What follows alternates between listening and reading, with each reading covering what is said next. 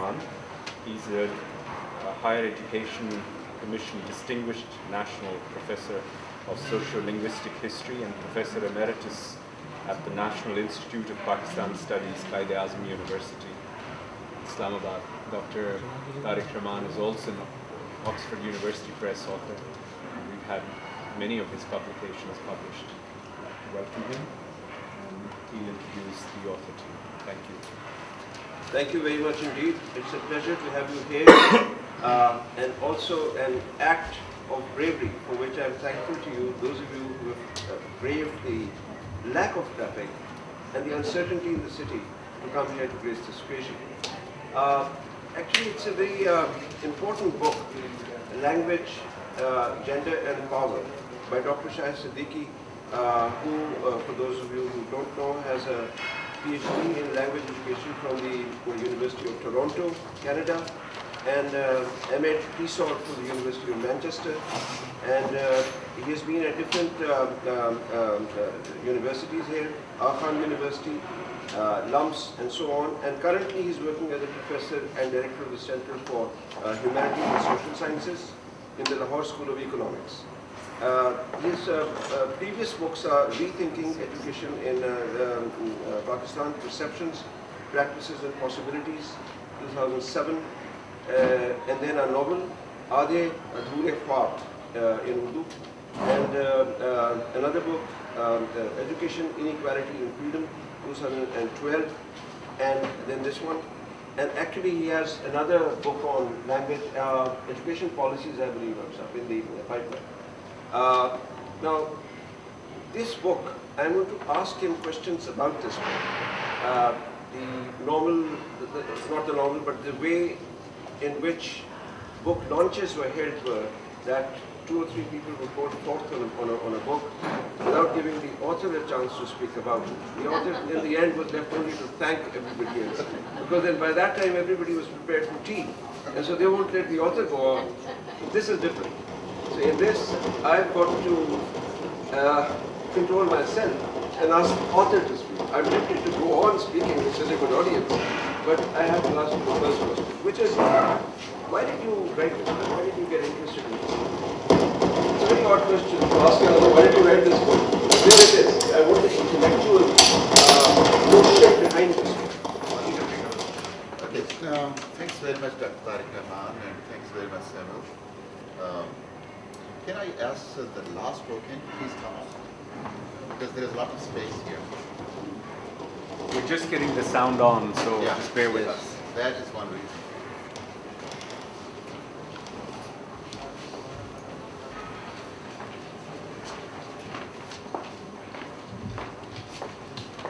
So I think you should do Yeah, thank you.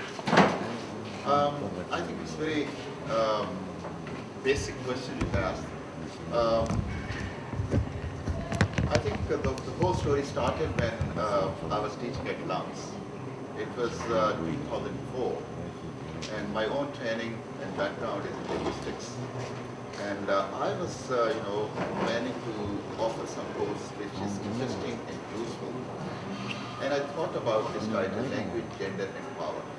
That was the title of this course. But gender, just to confess, was not my area. So I had to go to different places, libraries, NGOs. But what I found, especially meeting with some NGOs, that the kind of notion they carried about gender was misleading. Because some of them were, having this notion about gender that all men are bad and go and kill them. So I thought that, what is happening was that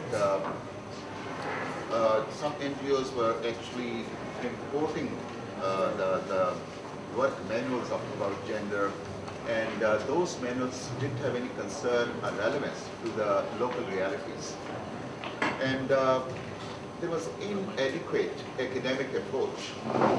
So I thought that there is a need, a genuine need, to come up with an academic discussion about gender in Pakistan. So that is the background. Right, I understand. You were talking about gender, and you're using the term gender, but also the term sex, you know. So how do you differentiate between the two in this book? It's a very basic question again.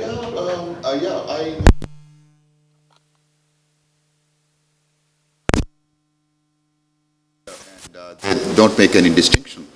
But I think sex is a kind of biological notion, and it is something fixed. But on the other hand, gender is a social construct which is fluid and changeable, and it changes with the passage of time and from context to context. If you ask me to define gender in simple terms, I would say that gender is a socio-cultural lens that a society uses to look at girls and boys. Right, okay. So, and then language comes in somehow to construct this gender. Of course, I mean, language comes in to construct reality, social reality anyway. But how do you look at the link between the construction of gender and language, as expressed in your book? Well, I think this is very interesting that the common notion about language was that language is a neutral and passive thing, and it is a very innocent thing, and it only does what happens in society, it reflects. But I think that is a very, very simple view about language. Language, I believe, on the other hand, is a very, very important and a very potent social political phenomenon, which is not just used for reflection of what is happening in society, but it is actually involved in the construction of social reality.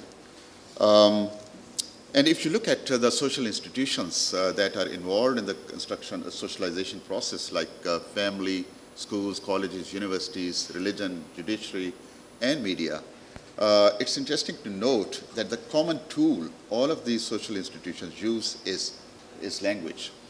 And so language becomes a very important factor in the construction of gender. I'm not saying that this is the only factor, but it's a very important factor apart from other factors that is involved in the construction of this notion of gender. Not only just construction, but the perpetuation of this unequal relationship between male and female. And there are several examples. For instance, if you look at some of the terms, and if we reflect on the connotations, for instance, for male we use the term governor, and for female it's governess. Look at the connotative difference in meaning. And master and mistress, and patron and matron. And also, it's interesting that in sequential order, we use male term first. For instance, brothers and sisters. For instance, husband, wife, and boys and girls. We take it in a very natural stride. Absolutely. And we never reflect on that what is happening to us. And, there are some very important, very interesting examples, but if we just, take a pause, look at them. For instance, if a man is not married, he is called a bachelor, which is a positive term. But for the same condition, if a woman is not married, she is called a spinster. And look at the connotative meanings in both of these. In one case, it's positive connotation. In the other case, it is a negative connotation. Also, there are other examples. For instance, for men, we used to call Mr., and for female, it was Miss or Mrs. In the first case, in relation to men, some kind of relationship with men. That relationship is not, so these are a few examples that tell us that how language, in a very subtle way, perpetuating those unequal relationships. True, absolutely. I mean, one example which I have is when Mr. Jinnah was given the name, Chaudhry Rahmat Ali had coined the name Pakistan. And the Congress press went all over saying that, if there's a Pakistan, that there's going to be Na Pakistan, etc. And Jinnah didn't like it. So he said, what is this? What kind of name is this? I do not like this name. And the Muslim League leaders told him that actually the Congress has made this name acceptable to everybody, and the only way to counter it now is to accept this name.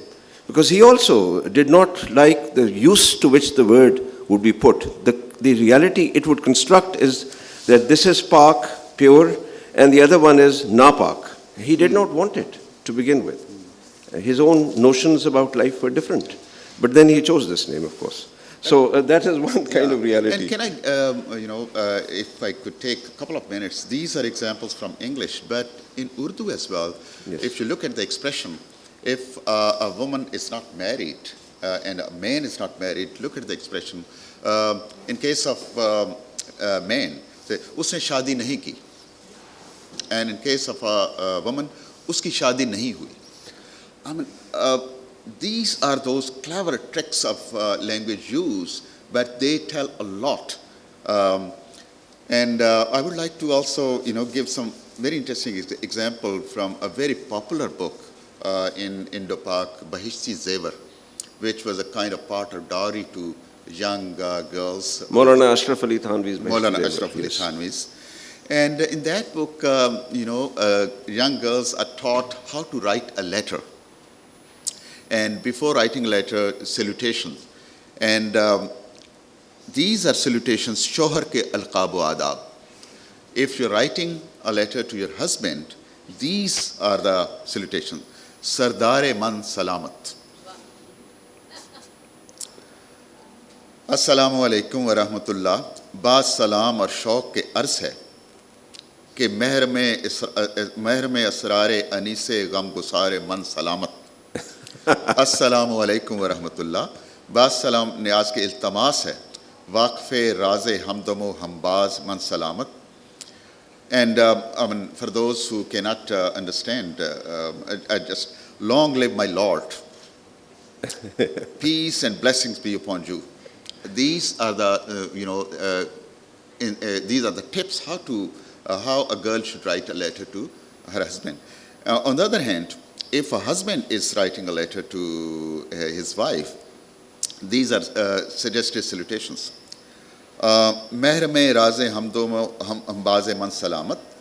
बाद इश्तियाक़ को तमन्नाए मुलाकात के वाज़े हो कि रौनक़े ख़ाना ओ ज़ेबे काशाना मन सलामत.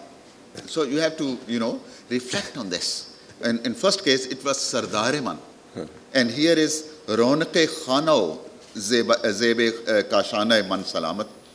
Long live my partner, knower of my secrets, peace and blessings be upon you, curious and desirous to meet you. And also, just 1 minute more, I mean, the kind of proverbs which are in vogue in India and Pakistan, I'll just give you, there is a long list I have discussed here. I'll just pick only 3 and, just to demonstrate that how language is playing its part in perpetuating these unequal relationships between male and female. For instance, here is a proverb. जिसमें चमक नहीं, वो हीरा नहीं. जिसमें दमक नहीं, वो औरत नहीं. These are those stereotypes and attributes which are associated with a woman. And look at these unrealistic, expectations and the kind of psychological pressures on young girls. ऊंट की पकड़ और औरत के मकर से अल्लाह बचाए. Then झगड़े की हैं बातें 3, ज़न, ज़र और ज़मीन. So all these stereotypes which are constructed through language, they become kind of truths and become a part of societal wisdom. This is what I wanted to ask you about.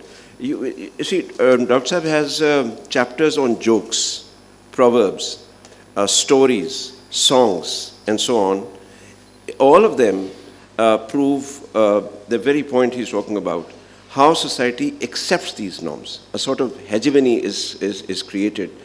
That is, you are lauded over but you accept that lordship yourself. This concept of hegemony, can you explain this with the help of... Yeah. Let's have a few jokes from you. Because Okay. you've written a chapter on jokes. Okay, I can do that. But first the concept of hegemony, and then jokes. I think hegemony is a very central theme here, and it comes in the title as well. The subtitle is The Politics of Representation and Hegemony in South Asia. I think hegemony relates to control and influence. And this is how language becomes a political phenomenon that is linked with power and hegemony.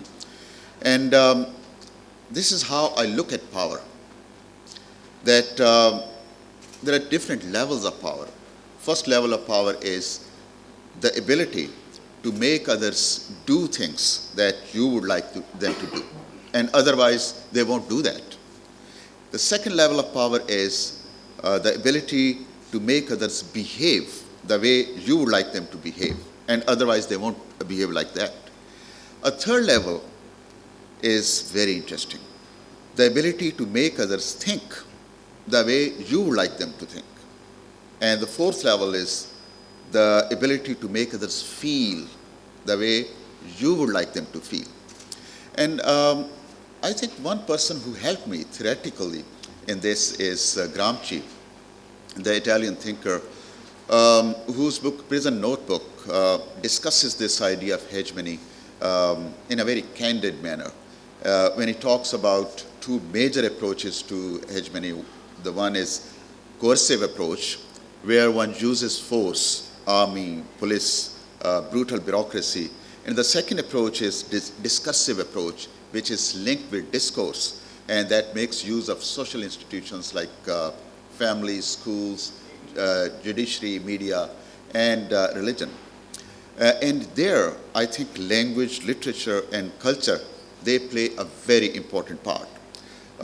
According to Gramsci, the second approach, i.e. discursive approach, is more effective, because it is through this approach that you create this idea of spontaneous consent.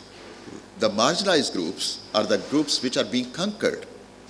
They themselves give consent to the dominant group that come and conquer us, that we are inferior, our culture, our food, our architecture is inferior.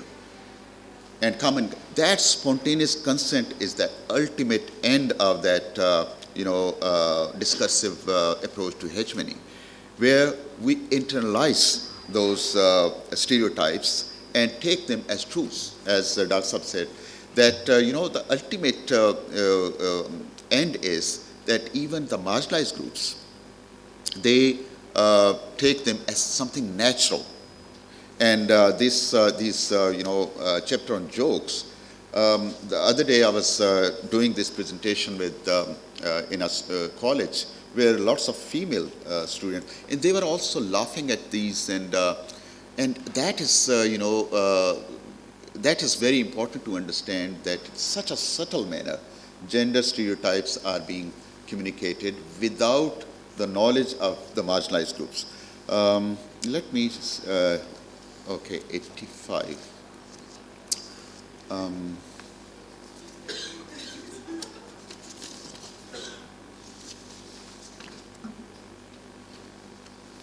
I wish I had brought the Urdu versions of them, but I can give you the translation. And that... No, it's all right. Give us the English version.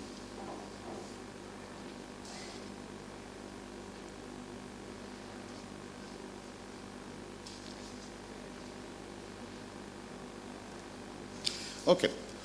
One stereotype is that women as wives, in parentheses, are boring. Right? And there are certain stereotypes which are constructed by the dominant groups, in this case, the patriarchal men. Here is a joke. What does your wife say when you get back home late? Nothing whatsoever. How come? I do not have a wife. Then why the hell do you stay out till late night? So in a very indirect manner, this stereotype is being communicated that wives are boring.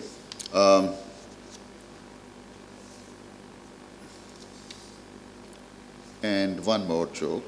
An alien came from another planet and inquired about the prices of different kinds of brains. Merchant. This is a monkey's brain, costs only 10 rupees. Merchant. This is a man's brain, costs 100 rupees. This third one is of a woman. How much does that cost? 500 rupees. Why is it so expensive? The alien said. Merchant. It is hardly used. Now look at this, that in apparently playful manner, very serious gender stereotype is being communicated. And that is what Gramsci calls discursive approach to hegemony. It's a few songs also in the same way, where it is created in songs. Songs, yeah. Yes, songs. Let me check. The point is, song, but while he's searching for it, the point is that he has looked at material which has generally not been used in Pakistan to give us an understanding, insight into the construction of gender through language. So these are different ways in which language is used, proverbs, etc. It's considered wisdom of centuries, accumulated wisdom. But it is actually not really folk wisdom of the kind which one could consider as neutral kind of wisdom. It is actually biased. In this case, there are gender biases. Otherwise, there are racial biases. There is a color bias. There's all sorts of biases in this. And then songs and so on and so forth. Please go on. Yeah. I think one very important observation is that when women are described, they are described with the help of their physical appearance. And when men are described, usually they are described with reference to their achievements.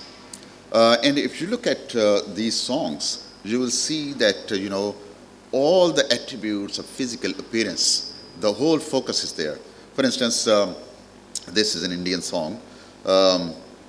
And I think most of you are familiar with that. For the rest of them, I can translate this. एक लड़की को देखा तो ऐसा लगा. And then there are, endless similes. When I saw that girl, she appeared to me like a blossoming rose, like a poet's dream, like a bright ray of light, like a deer in woods, like a moonlit night, like a musical discourse, like a lamp lit in a temple, like beauty of morning, like sunshine in winter, like flutes tune, like the essence of colors, like a winding wine, like playing waves, and it goes on and on and on.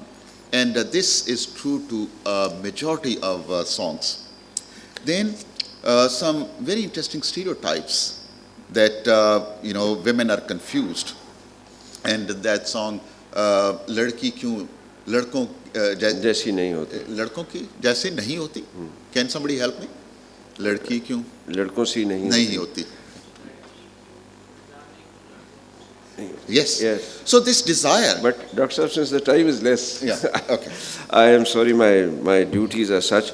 But I would ask you the important question of where do we go from here? Can something be done for language reform? Is something being done for language reform in the world? What do you propose? Okay.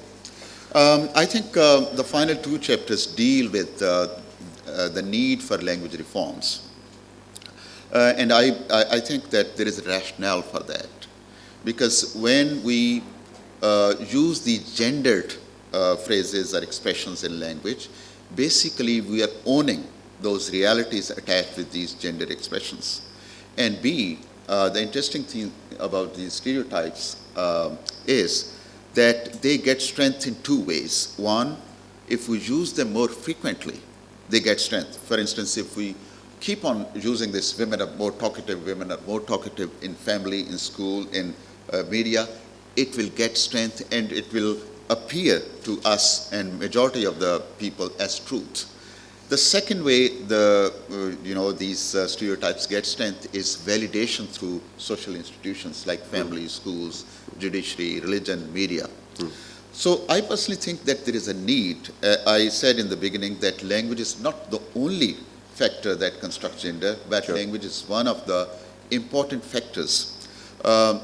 So I think that there is a need to reform language, and this reform movement has already started in the West.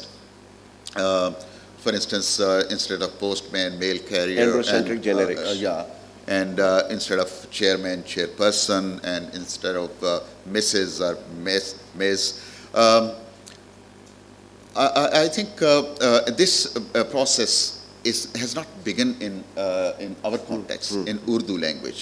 And it's very important that we should be, not that by making changes in language will change the whole social scenario, but I look at it that these are two fronts. One is front of actually making practical efforts to reduce the gender gaps.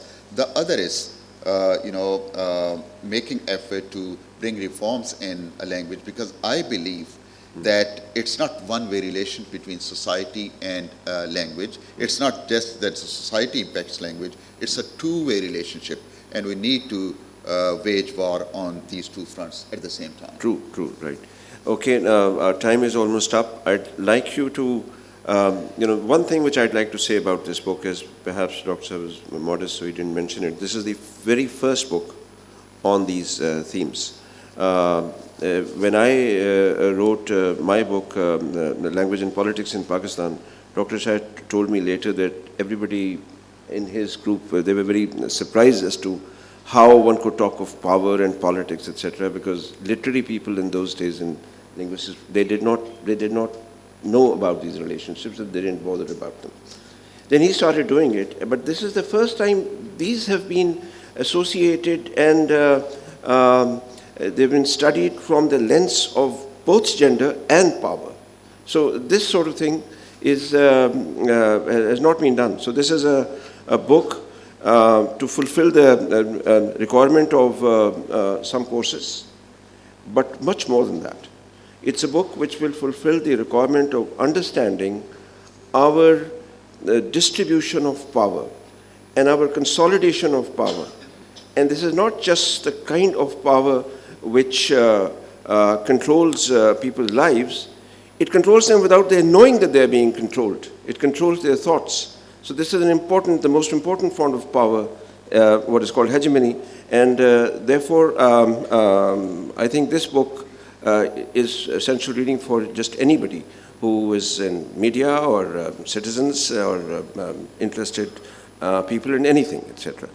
Thank you very much indeed. Our time has ended.